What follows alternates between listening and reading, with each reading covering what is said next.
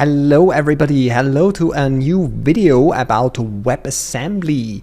In the last few weeks I have given many presentations about the topic what WebAssembly is and how WebAssembly relates to container technology. I often used the title WebAssembly the container killer? Spoiler, of course WebAssembly will not kill containers, just like containers didn't kill hypervisors, but still there is a little bit of truth in this question because WebAssembly solves similar problems, at least in certain areas like containers, but they are more lightweight and you can do exciting stuff with it. I will link previous videos that I recorded. I think I did one at the Takorama conference in the Netherlands a few weeks ago, where I dive into the very basics of WebAssembly, WebAssembly runtimes, wasmtime, WASI, the WebAssembly gateway interface, and Spin, and so on. And if you are not familiar with WebAssembly and some of the projects that I just mentioned, I highly encourage you to take a look at this video or read the docs about WebAssembly, wasmtime, Spin, and so on. Today, I would like to add a new sample that I created for two conferences where I spoke today. And I would like to repeat this demo and share it with the world through this video. So let's quickly go through the slides. I will not show you these first few slides because I use them in a previous recording that I just mentioned, and I will add the link to the video as I mentioned before. I would like to focus on this example. This is where I would like to go in today's video. Now, what did I do? I built a little bit a larger sample. It's not a hello world sample that just prints hello world or generates a dump HTML page that just says hello world or something like this, but I created a sample that is a little bit more interesting and hopefully a little bit more funny. For that, the topic is generating a fractal tree. What is a fractal tree? A fractal tree consists of a trunk, and then it splits up into two branches, and this splits up into two branches, and so on and so on. And if you do that for a couple of times, you will end up with something that looks a little bit like a tree. I've done this programming exercise in many programming classes because I think it's a great exercise for learning recursive algorithms and things like that. And today I'm going to use exactly that topic to speak a little bit about WebAssembly and go a little bit deeper than in my previous videos. First, I created a small library that creates these fractal tree, and let me quickly show you this library here in Visual Studio Code. Here it is. Here is the library. It's called Fractal Tree, of course, and if I go here in, you see this is the Rust source code. Yes, everything is written in Rust because Go is the language for containers, and Rust currently is kind of the language for WebAssembly. So it's the first-class citizen in WebAssembly. If you really want to get into WebAssembly, you will probably want to learn a little bit about Rust because it's the language that has the most and best support for WebAssembly, at least in the moment. Other languages are pretty good too. So if you take a look at Go, for instance, and C#, and of course C, they all have a good, decent to good to very good WebAssembly support, but Rust really shines. Now, let me quickly walk you through this code here. And this code, let's take a look at the cargo toml file here, has a feature, and this feature is called SVG because I'm going to create the fractal tree using a scalable vector graphic.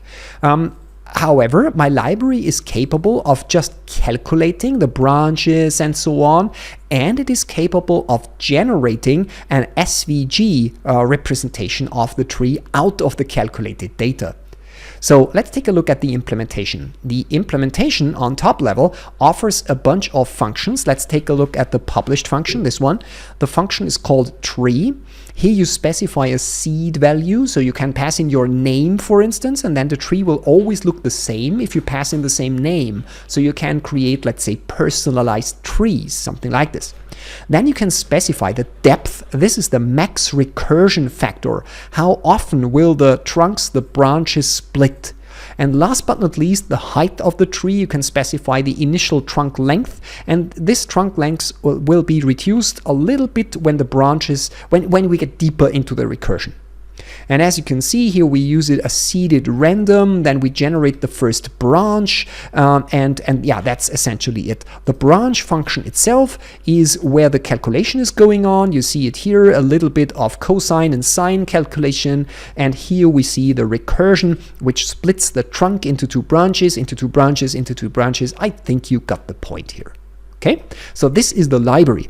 Now, once the tree has been calculated, this is that one, the SVG module comes in. And here I'm using the handlebar crate. Handlebar is a template language. If you are a web developer, you probably know what handlebar is. I'm passing in the generated tree, which consists of a bounding rectangle so that I know how large the tree will be. And then I have a loop over all the lines which represent my tree. And here I generate paths where I do the different drawing commands. Move the drawing cursor, draw a line to somewhere, and at the end we close the line. So this is what we are drawing here. So keep in mind that we are using handlebar here. In order to be able to call our Fractal Tree application, I built a CLI. It's really simple. It uses the clap crate, an awesome crate for building command line applications. It's called Command Line Application Parser, clap. And in this case, it just takes the different parameters like seed, target file name, yes, it generates a file, the tree depth, this is the recursion of the tree, and the trunk length as a parameter. It parses the arguments and then calls the tree SVG function. And the tree SVG function will come up with the SVG code in form of a string, and then we take that and write it onto a file. And it will generate a file, let's call it tree.svg, and that we can take a look at that one in any program that can consume SVGs, like for instance web browsers. So before we go into WebAssembly, let's take a quick look at how the CLI works. So for that, I prepared a just file because some of the commands that I'm going to show you are pretty long and I didn't want to learn them all by heart. That wouldn't be very funny. So I just wrote a just file for that. Just, if you don't know it, it's a kind of make file, but I like it more. It's really awesome. It's written in Rust and it's easy to use and it's powerful, and I love it for such cases like that one in this presentation. So first, let's call this run Linux. This run Linux just passes in some parameters, and what it essentially does, it's calling the run up here, and this calls cargo run. So this is just compiling everything to a certain target. And if you take a look here to the Linux stuff, we are compiling that to a new Linux executable. So this is really a machine language Linux executable with which we are going to start. So let's say just run Linux, and it should work. And at the end of the day, we have a tree, and I've installed an SVG viewer here, and you see a beautiful tree. Let me quickly change the color scheme so you see the tree in all its beauty. And isn't it nice? It's a nice tree. I hope you like it too. Okay, let's go back to the dark theme, close this one, and let's talk about WebAssembly. Now the next step is still a pretty obvious one. We are going to compile our Fractal Tree and our CLI into WebAssembly because we are going to call build WASI. And this build WASI is calling this just recipe up here, and this time I'm using WebAssembly as the compile target.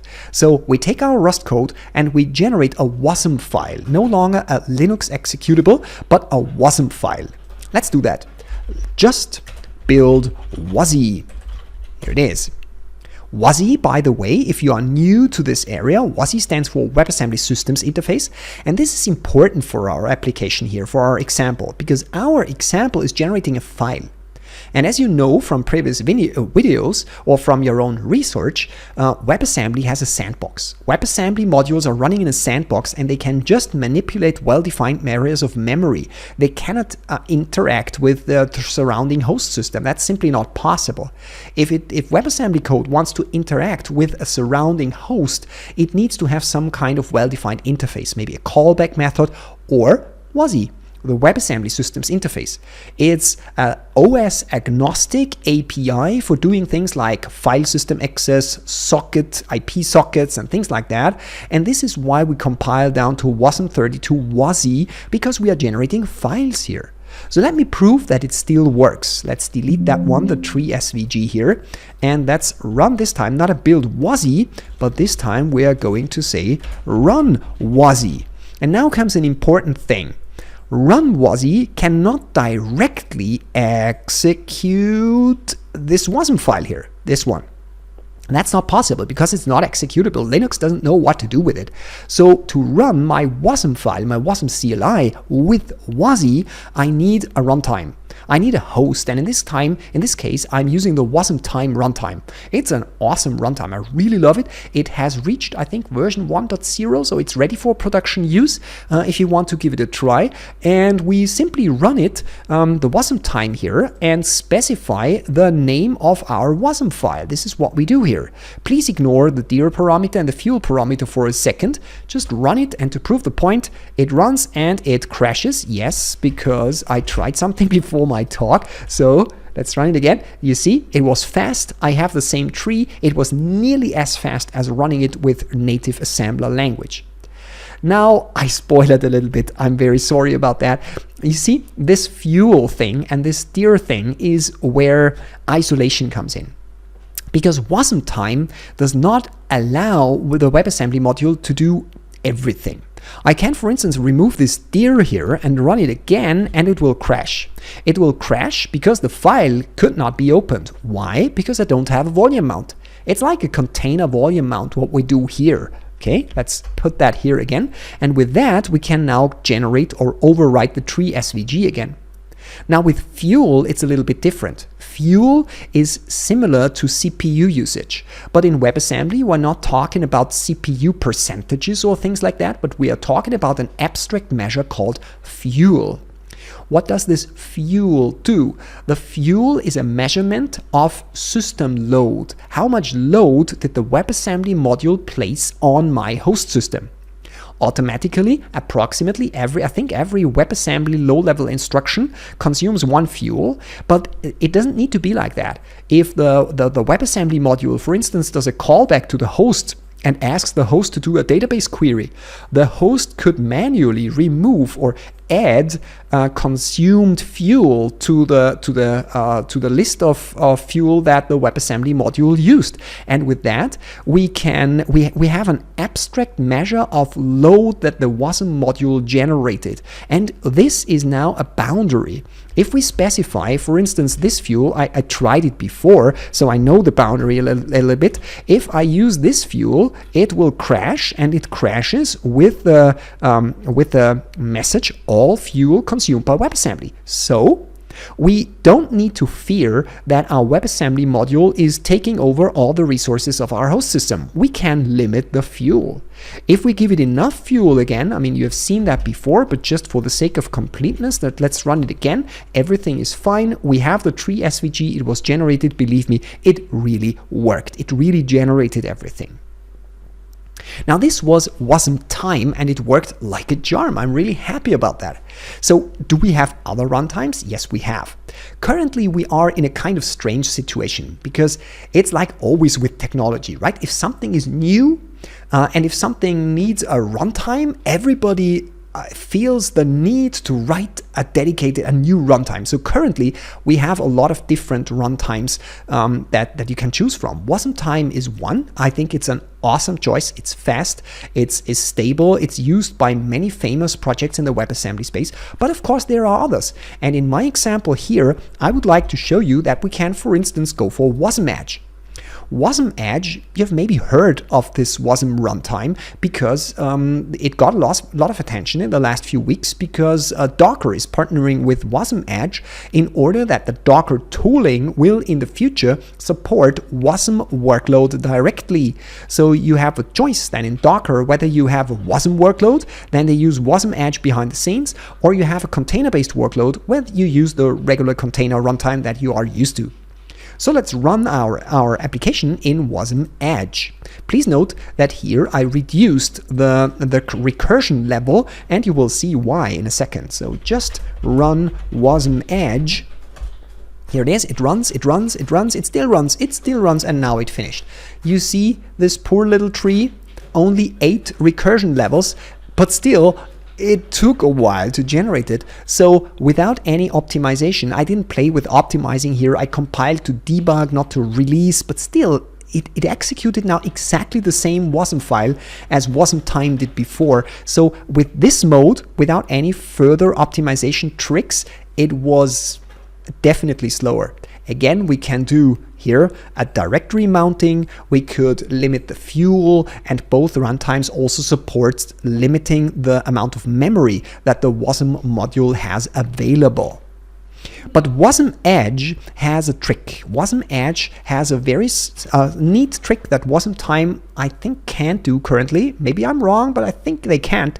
Wasmedge has a compiler. What I can do is I can call wasmedge C, and I give it a Wasm file, and it produces another Wasm file. The second Wasm file will also contain the WebAssembly code from the first one, but it will, in addition to that, contain the real assembler code, so the Linux assembler code, and then I can run this thing with the regular wasmedge runtime, and it will recognize that this has been ahead of time compiled, and hopefully it will be faster. Spoiler alert, it will be faster. So I could now run the ahead of time statement here. I will, but when I produce this video, I will do a time lapse here because, yeah, the compiler isn't the fastest thing on earth. It takes 2 to 3 minutes. So let's run the ahead of time compiler here. And yeah, you will see it. I will now shut up, and you don't have to wait 2 or 3 minutes. I will just do a fast forward.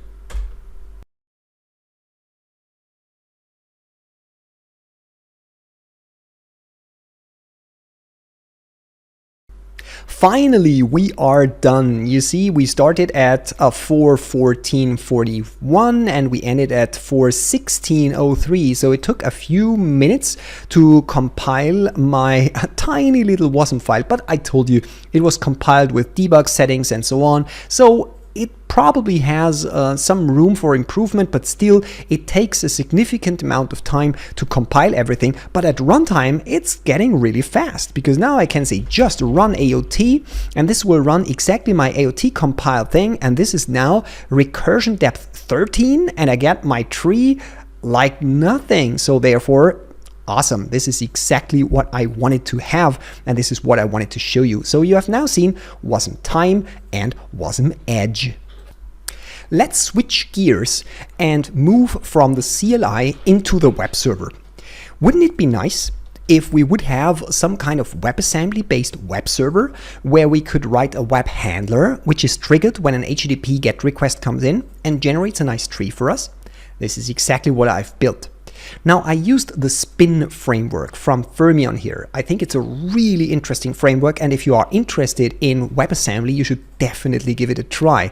You see here I'm referencing the latest version of the Fermyon Spin framework, which is 0.6, and this is the web handler here. It's really simple. What it does, it extracts some parameter from the query string. You can find the code here if you are interested, but it's not related to WebAssembly in specific, so let's just accept that it's here. And then it calls exactly the same code of the library that you have seen before and that we have used in the CLI. And at the end, it's not generating a file, but it's returning here the SVG file to the caller so we can display it in the browser client. Okay, so let's give that a try. Fortunately, with Spin, we do not need to build it manually. We can just say spin build, and spin build will, in the background, coordinate cargo, the Rust compiler, and compile everything to Wasm WASI, and then we can say spin up and it should run a web server for us. Let's give it a try. Just build Spin.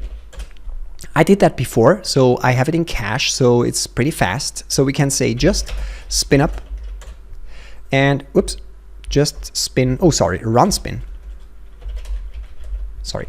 This will run spin up in the background, and here you see the browser on the web server, and it has one route, Fractal Tree Spin. By the way, this route can be found here. This is the only route that I have, and this routing is now referring to my WebAssembly file, which I generated before with spin build. So let's give it a try. Let's run it here, and woohoo! You see, now we have our tree in our browser, and it's really dynamic. We can, for instance, say seed equals to wasm is great. And here you see the wasm is great tree. And if you want to have it a little bit more autumnly, then we can say the depth should be, I don't know, 10, something like this. Now it's an autumn tree, or wasm is great. I think you get the point, right?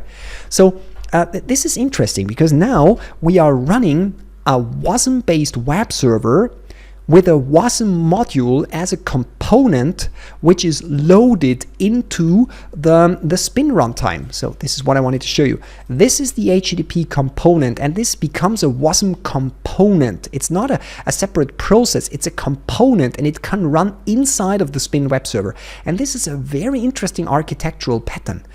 We could imagine further things like that. You could imagine building your own software as a service solution where your customers can bring in their custom extensions, for instance, and you can safely run them inside of your own business application, of your software as a service solution, without having to trap everything in a container or something like this, because the WebAssembly runtime has a sandbox built in, and it has very clearly defined parameters for interacting with the host and the outside world. So a very, very interesting application. Here, the sample with the web server, but use your imagination. Now, the sky is the limit. I think we will see a lot of former microservice architectures come together where microservices will become kind of WebAssembly modules, and every team can provide a WebAssembly module with their programming language of choice. One might be written in Go, one might be written in Rust, one might be written in C#, whatever you want to have. Spin, in fact, supports already multiple programming languages. Check out their website. They have multiple tutorials for multiple programming languages, not just Rust, as you can see it here. But now we have it locally. Don't you want to see it in the cloud? The Fermyon team recently announced the Spin Cloud. It's a technical preview, so you are very limited in what you can do, but still it's enough to play around. And the only thing that you need is this spin deploy command. It will take what we have built in wasm WASI, take our wasm file and deploy it into their cloud, and they will run the Spin web servers for us, load our Spin module into their host, and then hopefully we can generate trees in the cloud. Let's try that, okay? Let's say just deploy Spin. Let's do that. Okay, it's uploading my code, it's uploading my wasm module. And in a few seconds, here we are. We should have an endpoint. Let's call this endpoint. Let's see what's going on. And okay, that's not a problem. The Fermyon cloud is stable, but it takes a little bit. It takes a little bit until it comes up. I've tried it multiple times before this recording, so it should show a tree in just a few seconds. Oh, here it is. You see, it just took a few seconds, and if you don't believe me, I can pass in exactly the same parameters, and then you will see our wasm is great tree again. And here you are. This is our wasm is great tree. That's exactly the same tree that we generated locally. So such edge cloud scenarios where you can take your wasm file, throw it over the fence to a cloud provider or a software as a service provider, and they will run it securely in some kind of sandbox. I think we will see a lot of that, and that is an exciting future. I can see myself writing web applications in that way, and I think I will enjoy it. However, this is not the end of this example, of this demo, because I wanted to get one step further. And for that, I scroll down to an area that says Docker. Now, let me run this thing, just Docker, and while it runs, I will tell you a little bit what's going on. You might ask yourself, hey Rainer, what about Docker? Why do I need a Docker container around a WebAssembly module? That's not necessary. You just told us that WebAssembly can do similar things that containers. And you're right, this is exactly what I was talking about. Now, if we take a look at the Docker file here, you see that this Docker file is very special. It's from scratch, and it is not based on a Linux kernel. It's really just the WebAssembly module and the config file, in this case the spin toml file. This is exactly the config file where you have your routes in it. You see it here, and it references my wasm file. So if I would try to run the resulting Docker container image in a regular Docker runtime, it wouldn't work, because the Linux container had no idea what to do with the Wasm file. So the container image format will be more of a transport vehicle for publishing our WebAssembly modules plus our config files, and then we can take this thing and push it up to the Docker Hub. And this is exactly what I did. If you take a look at my just file, where is my just file? Here is the just file. I did a Docker push here. So this Fractal Tree Spin is not a regular container. Well, it is a regular container image, but it cannot be used with a regular container runtime. I need a runtime like wasmtime or wasmedge that is capable of running Wasm-based workloads. So what can we do with that today? Well, you can take a look at the latest, I think it's called developer previews, or however they call the previews of Docker. The Docker tooling will support things like that in some way. To be honest, I didn't take a close look at that part of the new Docker tools. Find it out yourself. I think they did a great talk at the KubeCon, so I'm sure you will find some information out there in the big wide internet. Today I would like to show you something else, because what's bigger than a container? A Kubernetes cluster. What I did is I deployed a Kubernetes cluster in Azure. Let me show you our Kubernetes cluster. Here it is. This is an Azure Kubernetes Service, an AKS, so managed Kubernetes, managed by Microsoft. It's completely empty. It's currently empty, doesn't have anything in it. But the important thing, let me go here back again, let me show you how this looks like. I have to make everything a little bit smaller, otherwise you will not see the output of Kubernetes. I hope you will still be able to read it when you watch this video. I will zoom in so to make sure that you can read it. And you see what I did, I created a node pool here. I called it my WASI pool, and this my WASI pool is now running based on a containerd wasm shim. So this is not a regular container runtime. This is a shim that is built on top of wasmtime by open source projects. Please check their GitHub repository. Just Google for Kubernetes Wasm containerd shim. It's also part of my slide deck. And this is sitting on top of wasmtime and can directly run Wasm-based workloads as opposed to regular container images that you know and love. Now I can zoom in again so you can see it better again. Here we are. And just to prove the point, I am going to go in the right folder. I'm already there, and show you that this thing is completely empty. You see, this cluster is completely empty, and now I'm going to apply a manifest, and I will show you this manifest. That's a regular Kubernetes deployment with a regular Kubernetes service. So we get a load balancer in order to be able to access the deployment over the internet, and the container is now my Fractal Tree Spin. This is exactly the thing that we deployed a few moments ago. So this is the container image with my Wasm-based workload in it. So let's try to deploy this guy. Okay, here it is, and let's apply this one, run it. Of course, it will take a moment until it is up. So let's take a look here in Azure, where we are. Here we are. This is our AKS cluster. Yes, this is the correct one. And let's take a look at these services and ingresses. And we should see Wasm be prepared. Oh, it already finished. You see Wasm Spin, and here we have the IP address. So let's run this thing, and it will take a few moments. So I'm not getting nervous yet.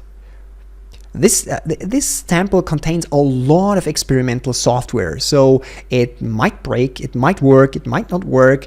I tried it before recording this video and it worked like a charm. So let's see whether I can show you that on video too. So not yet. Not yet. Let's try it again. Otherwise, maybe I will pause the video for a second and wait for 2 or 3 minutes, and then everything should be stabilized and we should see a tree.